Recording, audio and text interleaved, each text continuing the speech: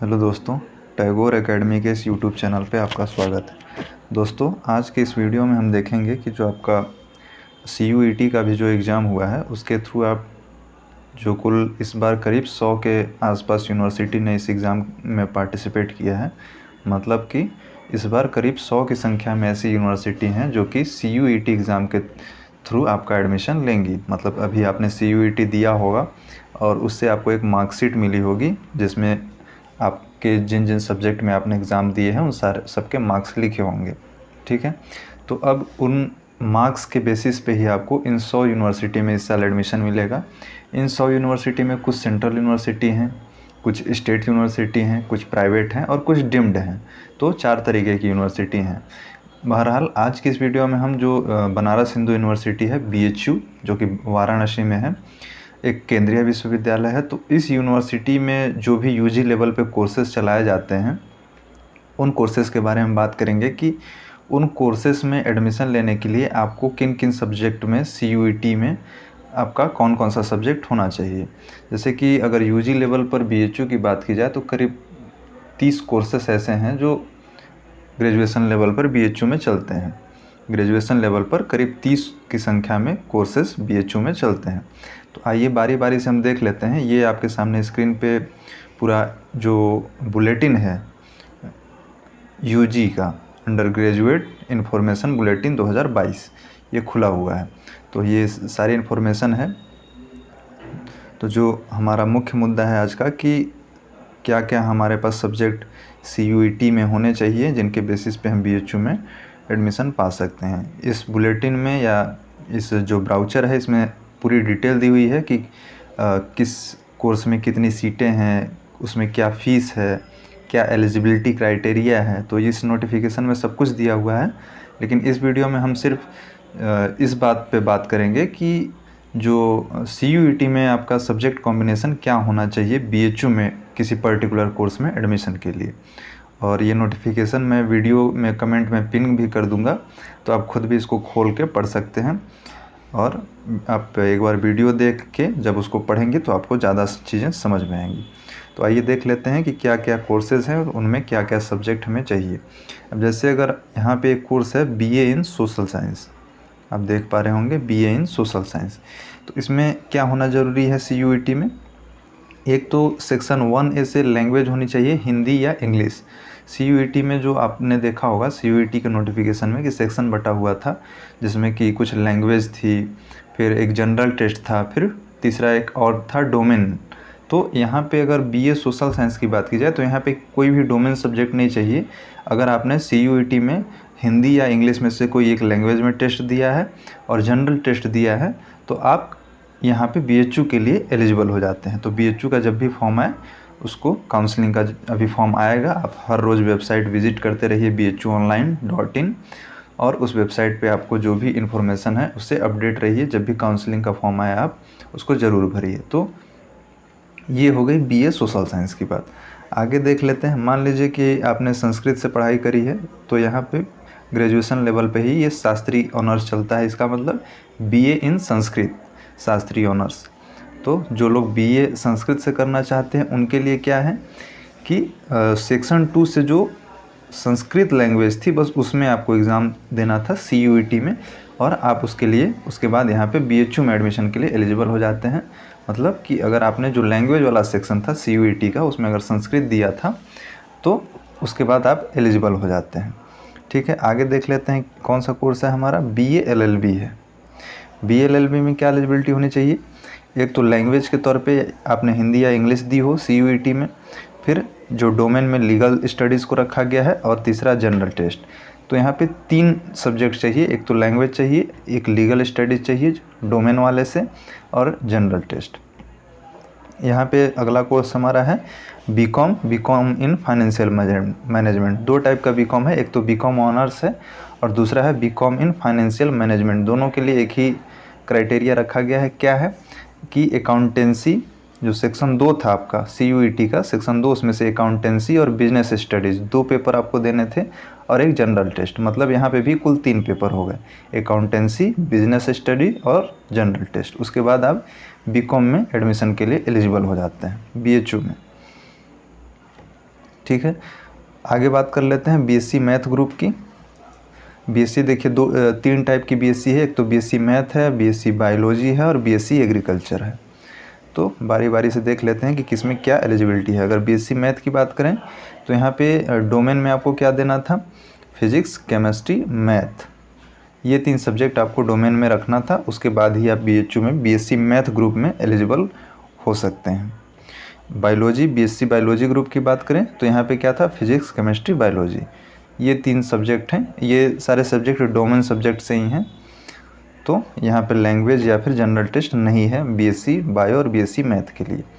फिर BSc agriculture की बात करें तो यहाँ पे 3 टाइप के आप कॉम्बिनेशन देख पा रहे होंगे। एक तो फिजिक्स केमिस्ट्री मैथ है, दूसरा फिजिक्स केमिस्ट्री बायोलॉजी है, तीसरा biology chemistry and agriculture. 3 type के कॉम्बिनेशन। इनमें से अगर आप किसी भी कॉम्बिनेशन में अगर आपने एग्ज़ाम दिया होगा, जैसे मान लीजिए कि आपने फिजिक्स दिया है, केमिस्ट्री दिया है और बायोलॉजी या फिर मैथ या फिर एग्रीकल्चर, इनमें से कोई भी दिया है एक पेपर, तो आप एलिजिबल हो जाते हैं। मतलब कहने का क्या है, यहाँ थोड़ा समझिएगा क्या है। आपका फिजिक्स और केमिस्ट्री, तो यहाँ पे आप देख पा रहे हैं फिजिक्स और केमिस्ट्री। केमिस्ट्री तो तीनों में है, केमिस्ट्री यहाँ भी है, यहाँ भी है केमिस्ट्री, तो केमिस्ट्री तो इम्पोर्टेंट हो जाती है। तो केमिस्ट्री तीनों में है, चाहे आप किसी भी ग्रुप से एडमिशन लें। फिर उसके बाद फिजिक्स और मैथ यहाँ पे ऑप्शनल है। फिर दूसरे वाले में फिजिक्स और बायोलॉजी है और तीसरे में क्या है, बायोलॉजी और एग्रीकल्चर। तो डोमेन में अगर आपने इन तीनों में से कोई भी कॉम्बिनेशन में आपने अगर एग्ज़ाम दिया है CUET का, तो आप एलिजिबल हो जाते हैं। आगे देख लेते हैं बीटेक इन डेयरी टेक्नोलॉजी। ये भी एग्रीकल्चर से रिलेटेड कोर्स है। इसमें क्या था, केमिस्ट्री, मैथमेटिक्स, फिजिक्स, 3 सब्जेक्ट, यानी कि फिजिक्स, केमिस्ट्री और मैथमेटिक्स में अगर आपने पेपर दिया था CUET का, फिजिक्स का, केमिस्ट्री का और पेपर मैथमेटिक्स का, तो आप बीटेक इन डेयरी टेक्नोलॉजी के लिए एलिजिबल हो जाते हैं। फिर बीटेक इन फूड टेक्नोलॉजी, इसमें क्या कॉम्बिनेशन रखा है BHU ने, तो इसमें भी केमिस्ट्री, मैथमेटिक्स और फिजिक्स, यही 3 कॉम्बिनेशन है जो कि पहले वाले में था, डेयरी टेक्नोलॉजी वाले में। अब आगे देख लेते हैं क्या है। जैसे यहाँ पे आप देख रहे होंगे BPA इन नॉर्थ इंडियन क्लासिकल वोकल, ये म्यूजिक से रिलेटेड कोर्स हैं।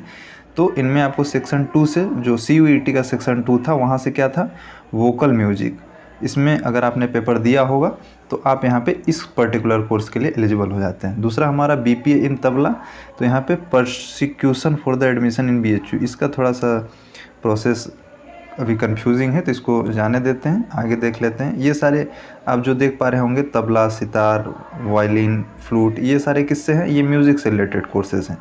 तो ये हमारे काम की चीज़ है नहीं ज़्यादा, जो म्यूज़िक वाले होंगे उनके काम की है। तो हम आगे बढ़ जाते हैं। आगे देख लेते हैं विजुअल आर्ट है, BFA, bachelor in fine art. इसमें क्या है, fine arts visual art for the section 2 से यहाँ पे वही उठाया गया है। एक कोई डोमेन में अगर आपने दिया होगा तो आप एलिजिबल हो जाते हैं। अब BA आर्ट, देखिए BA 2 टाइप के BHU में चलते हैं, एक तो सोशल साइंस से चलता है, एक आर्ट से। तो जो सोशल साइंस और आर्ट का दोनों का एलिजिबिलिटी एक ही है।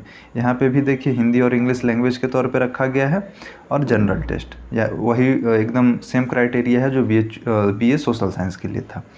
अब आते हैं, देखते हैं क्या है, B Voc in catering technology and hotel management. ये भी बहुत अच्छा कोर्स है, BHU में माना जाता है।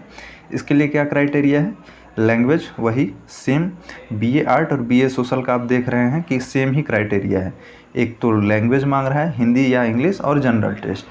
तो यहाँ पे आप अगर आपने लैंग्वेज में हिंदी और इंग्लिश कोई एक दी है और जनरल टेस्ट दिया है, तो आप BA art, BA social science, B Voc in catering technology और होटल मैनेजमेंट, इतने सारे कोर्स के लिए एलिजिबल हो जाते हैं। अभी सिर्फ इतने ही नहीं हैं, और भी हैं। यहाँ पे भी आप देख पा रहे हैं BVoc in tourism and hospitality management, same वही क्राइटेरिया यहाँ पर भी आपको दिखेगा। लैंग्वेज का पेपर है और जनरल टेस्ट का पेपर है। लैंग्वेज में क्या, हिंदी या इंग्लिश। अगर आपने हिंदी या इंग्लिश में से कुछ नहीं दिया है तब आप एलिजिबल नहीं होंगे। जैसे कि मान लीजिए आपने अरबी, फ़ारसी या फिर कोई और लैंग्वेज में दिया था और हिंदी या इंग्लिश में से कोई एक नहीं रखा था, तब आप एलिजिबल नहीं होंगे। यानी कि हिंदी और इंग्लिश कोई एक रहना चाहिए।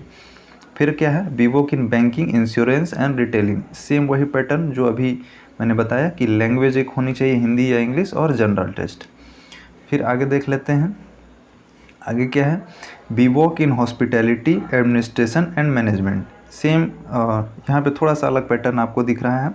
एक तो लैंग्वेज का रखा गया है हिंदी और इंग्लिश, डोमेन में से इन्होंने रख दिया है बायोलॉजी, बायोलॉजिकल स्टडी और बायोटेक्नोलॉजी, मतलब वो जो बायोलॉजी वाला था, और जनरल टेस्ट। यहाँ पे 3 सब्जेक्ट इन्होंने रखा है, किसमें, हॉस्पिटल एडमिनिस्ट्रेशन एंड मैनेजमेंट, जो हॉस्पिटल के मैनेजमेंट से संबंधित कोर्स होता है वो है। ये भी काफ़ी अच्छा कोर्स है, काफ़ी अच्छी अपॉर्चुनिटी है, करियर अपॉर्चुनिटी है इस कोर्स में। अगला जो कोर्स है B Voc in agri business and entrepreneurship, इसमें क्या इन्होंने रखा है एलिजिबिलिटी, वही है लैंग्वेज है हिंदी या English, biology and agriculture, section 3 general test. उम्मीद है कि आप ये समझ पा रहे होंगे कि इसका क्या मतलब है। मैं एक बार फिर से समझा दे रहा हूँ। जैसे कि मान लीजिए CUET में आपने 3-4 पेपर दिए होंगे, आपने जनरल टेस्ट दिया होगा, फिर आपने हिंदी या इंग्लिश या फिर दोनों दिया होगा, फिर आपने कुछ डोमेन में भी दिया होगा, physics, chemistry, biology, history, geography, economics, politics, इस टाइप के सब्जेक्ट आपने डोमेन में भी दिए होंगे। कुल 9 पेपर, मुझे जहाँ तक याद है, कुल 9 पेपर अधिकतम आप दे सकते थे CUET में। तो अब यहाँ पे अगर बात किया जाए बीवॉक इन एग्री बिजनेस एंड एंटरप्रेन्योरशिप, तो यहाँ पे क्या रखा है इन्होंने, लैंग्वेज रखा है हिंदी या इंग्लिश में से कोई एक, बायोलॉजी एंड एग्रीकल्चर, डोमेन और जनरल टेस्ट। तो ये 3 सब्जेक्ट अगर आपने दिया है CUET में, और तो आप एलिजिबल हो जाते हैं इस कोर्स के लिए। नेक्स्ट हमारा कोर्स है बीवॉक इन कंप्यूटर एप्लीकेशन, BCA के टाइप का कोर्स है ये, या BCA ही इसको बोल सकते हैं। इसमें इन्होंने क्या रखा है एलिजिबिलिटी, इसमें भी देखिए इन्होंने ऑप्शनल रख दिया है। 3 टाइप की एलिजिबिलिटी आपको दिख रही होगी स्क्रीन पे। पहली एलिजिबिलिटी कि हिंदी और इंग्लिश आपने रखा है, दूसरा जो डोमेन था वहाँ से आपने कंप्यूटर साइंस रखा है। तो लैंग्वेज में अगर आपने हिंदी या इंग्लिश रखा है और कंप्यूटर साइंस डोमेन में दिया है तो आप इस कोर्स के लिए एलिजिबल हो जाते हैं। अगर आपने ये नहीं, मान लीजिए ये जो पहला भी ऑप्शन मैंने बताया, ये आपने नहीं दिया है पेपर, और आपने दिया है क्या, फिजिक्स, केमिस्ट्री और मैथ, तब भी आप यहाँ पे एलिजिबल हो जाते हैं। और यहाँ पे भी आप देख पा रहे होंगे वही सारी चीज़ें हैं। ये नोटिस मैं लगा दूंगा, अभी आपको पिन कर दूंगा कमेंट बॉक्स में, वहाँ से आप इसको थोड़ा सा डिटेल में समझ लीजिएगा देख के। यहाँ पे मेरा उद्देश्य ये वीडियो बनाने का है कि आपको एक आइडिया दे दिया जाए कि इस नोटिफिकेशन को कैसे पढ़ें और कैसे समझें। यहाँ पे 2 बातें हैं।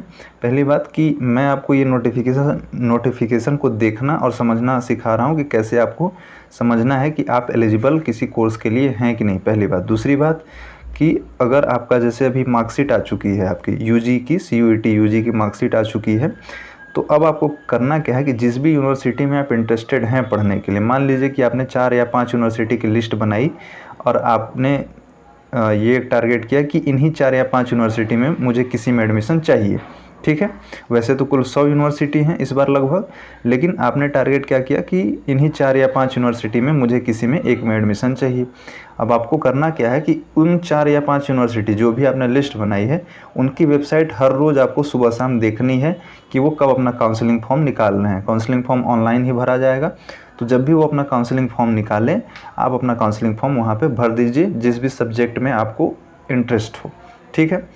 और एक और बात मैं बताना चाहूँगा कि आज जैसे मैं BHU के कोर्सेज़ के बारे में आपको बता रहा हूँ कि क्या क्या यहाँ पे कोर्सेज़ चलते हैं और क्या क्या इन्होंने उसके लिए क्राइटेरिया रखा है, उसी तरीके से बारी बारी से हर दिन हर यूनिवर्सिटी का, जो टॉप की सेंट्रल यूनिवर्सिटी हैं, हर यूनिवर्सिटी का वीडियो इस चैनल पे आएगा, डिटेल में आएगा। हर चीज़ आपको नोटिफिकेशन में बकायदे, जिस तरीके से आज स्क्रीन पे नोटिफिकेशन खोल के आपको हर चीज़ बता रहा हूँ, उसी तरीके से हर यूनिवर्सिटी का आपको खोल के मैं डिटेल में बताऊंगा कि क्या है, कैसे है, क्या क्या कोर्सेज़ हैं और उनमें क्या क्या क्राइटेरिया रखा गया है एडमिशन के लिए। तो आगे चलते हैं, आगे देख लेते हैं क्या है। अब जैसे कि यहाँ पे आप देख पा रहे होंगे बीवॉक in hospitality and tourism management, ये भी बहुत अच्छा कोर्स है। यहाँ इन्होंने क्या क्राइटेरिया रखा है, लैंग्वेज रखा है हिंदी या इंग्लिश और जनरल टेस्ट, ठीक है। आगे देख लेते हैं क्या है, B Voc in fashion technology and apparel designing, इसमें इन्होंने क्या रखा है, सेम चीज़, language Hindi English general test. आगे देख लेते हैं क्या है, B Voc in modern office management, इसमें भी क्या रखा है इन्होंने, जनरल टेस्ट और लैंग्वेज, 2 यही रखा है। तो अगर आपने लैंग्वेज में हिंदी और इंग्लिश में से कोई एक दिया है और जनरल टेस्ट दिया है, तो आप मान के चलिए कि आप BHU में करीब 10 से ज़्यादा कोर्सेज, 10 क्या, मैं ये देख रहा हूँ करीब 15 के आसपास कोर्सेज हैं जिसमें आप एलिजिबल हो जाते हैं। तो जिस भी कोर्स में आपको इंटरेस्ट हो उस कोर्स में आप अप्लाई ज़रूर करें। आगे जो हमारा अगला कोर्स है B Voc in food processing and management, इसमें क्या रखा है थोड़ा सा अलग है। लैंग्वेज इन्होंने एक रख दिया है और बायोलॉजी या फिर एग्रीकल्चर इन्होंने डोमेन से उठा के रख दिया है। ठीक है। फिर अगला जो है हमारा बीवोक इन मेडिकल लैब टेक्नोलॉजी, ये बहुत शानदार कोर्स है मेरी नज़र में। इसमें इन्होंने क्या रखा है, लैंग्वेज रखा है और बायोलॉजी रखा है। तो उम्मीद है कि आपको ये चीज़ें समझ में आ गई होंगी कि किस तरीके से क्या चीज़ें हैं। आगे इस नोटिफिकेशन में और भी बहुत सारी जानकारियाँ दी गई है, जैसे कि कहाँ पे कितनी सीट है, कौन सा कोर्स कहाँ चलेगा। अब जैसे एक तो BHU का मेन कैंपस यहाँ पे है आपका वाराणसी सिटी में, ये वाराणसी में है। एक दूसरा कैंपस है BHU का साउथ कैंपस, ये कहाँ पे है, ये मिर्ज़ापुर ज़िले में है। बनारस के ही बगल में एक ज़िला है मिर्ज़ापुर, ये उसी ज़िले में पड़ता है, ये वहाँ पे है। तो वहाँ पे भी कुछ कोर्सेज़ चलाए जाते हैं, कुछ मेन कैंपस में, ज़्यादातर कोर्सेज़ मेन कैंपस में ही चलते हैं जो कि वाराणसी में है, और कुछ कोर्सेज़ साउथ कैंपस में यानी कि मिर्ज़ापुर वाले कैंपस में चलते हैं। तो वो सारी डिटेल इस नोटिफिकेशन में दी गई है। मैं इस नोटिफिकेशन को आपको कमेंट में पिन भी कर दे रहा हूँ ताकि आप डिटेल से सारी चीज़ें देख सकें। और अगर नोटिफिकेशन में आपको कोई कन्फ्यूजन है या कोई चीज़ समझ में ना आ रही हो तो आप कमेंट करके पूछ सकते हैं। तो आप चैनल को सब्सक्राइब ज़रूर कर लें, क्योंकि बारी बारी से हर यूनिवर्सिटी के ही बारे में मैं इसी तरीके के वीडियो बनाऊंगा कि वहाँ पे क्या क्या कोर्सेज़ चलाए जाते हैं और उन्होंने क्या क्या क्राइटेरिया रखा है एडमिशन से संबंधित। तो आप सब्सक्राइब कर लेंगे तो निश्चित रूप से उसका लाभ आपको मिलेगा। वीडियो देखने के लिए बहुत बहुत धन्यवाद।